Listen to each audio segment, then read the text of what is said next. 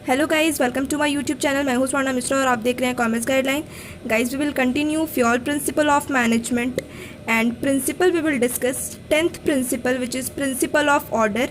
Guys, before starting the video मैंने Fayol principle of management के 9th principal तक already discuss कर दिया है, जिसका लिंक मैंने आपको डिस्क्रिप्शन में दे दिया है, आप चेकआउट कर सकते हैं।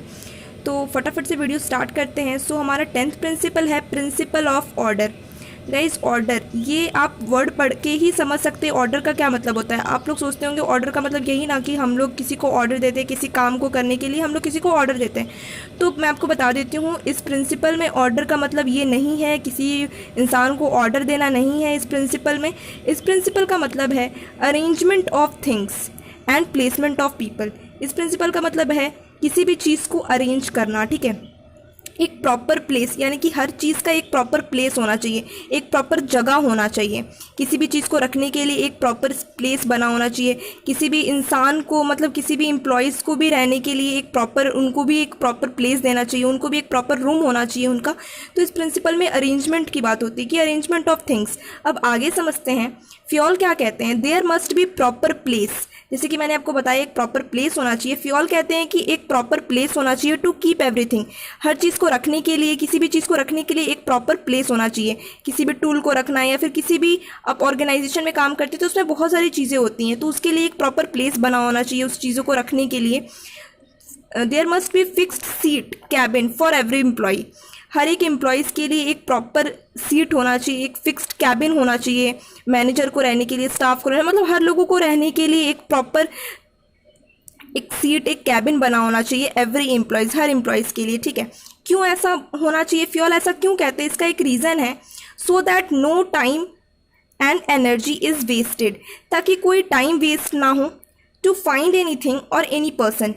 एक प्रॉपर प्लेस अगर रहेगा आपके ऑर्गेनाइजेशन में, एक प्रॉपर अगर प्लेस है, एक प्रॉपर अगर कैबिन बना हुआ है, एक सीट है, तो क्या होगा, इससे टाइम वेस्ट नहीं होगा। अगर आपको किसी एम्प्लॉयज़ को ढूंढना है तो आप फटाफट से जाके ढूंढ सकते हैं ना कि हाँ, ये इंसान जो है, ये मैनेजर जो है, मुझे इस कैबिन में मिल जाएगा, ये सामान जो है ये मुझे इस रूम में मिल जाएगा। तो आपको एक पता रहेगा कि ये चीज़ें आपको यहाँ मिल जाएंगी, तो इससे आपका टाइम वेस्ट नहीं होगा। फॉर एग्जाम्पल, मैंने यहाँ पे एक दिया है need tool.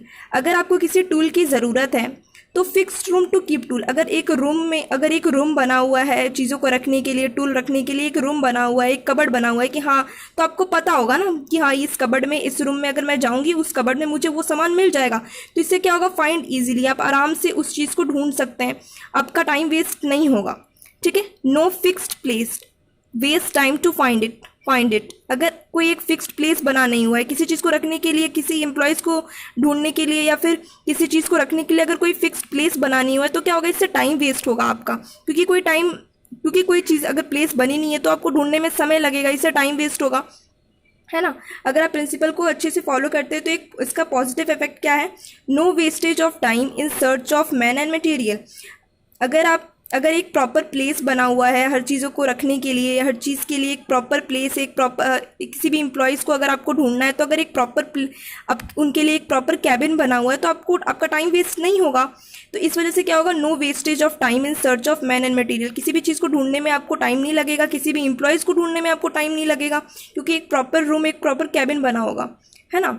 Smooth and systematic working of organisation. हर चीज़ स्मूथ और सिस्टमेटिक वर्किंग ऑफ ऑर्गेनाइज, मतलब हर चीज़ बहुत अच्छे से सिस्टम में चलेगी, हर काम बहुत सिस्टम में होगा, ऑर्गेनाइजेशन का कोई भी काम में प्रॉब्लम नहीं होगा, टाइम वेस्ट नहीं होगा आपका, है ना। लेकिन अगर आप प्रिंसिपल को अच्छे से फॉलो नहीं करते हैं तो कुछ नेगेटिव इफेक्ट्स भी पड़ सकते हैं। वो क्या है, wastage of time and energy. आपका टाइम भी वेस्ट होगा और आपकी मेहनत भी लगेगी। अगर प्रॉपर प्लेस बना नहीं है किसी चीज़ को रखने के लिए, एक प्रॉपर रूम बना नहीं हुआ है, किसी एम्प्लॉयज़ को के लिए कोई प्रॉपर रूम नहीं बनाया, तो टाइम वेस्ट तो होगा ना। फॉर एग्जाम्पल, अगर आपके ऑर्गेनाइजेशन में कुछ अर्जेंट काम है, ठीक है, अगर सपोज कोई फ़ोन कॉल आता है जो कि बहुत ज़्यादा इंपॉर्टेंट है, ठीक है, किसी ऑर्डर के लिए कोई फ़ोन कॉल आता है, तो क्या होगा, अगर आपको मैनेजर को जाके वो फ़ोन देना है तो आप कैसे देंगे। अगर कोई प्रॉपर रूम बना नहीं हुआ है तो आप कैसे जाके मैनेजर को वो काम करने के लिए बोल सकते हैं, है ना।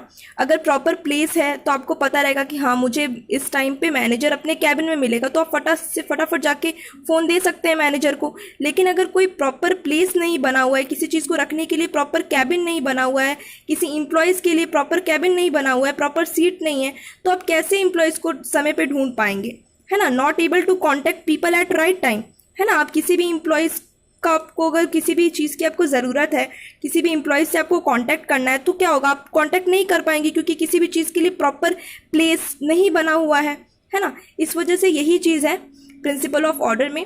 So thank you guys for watching this video, like share and subscribe my channel.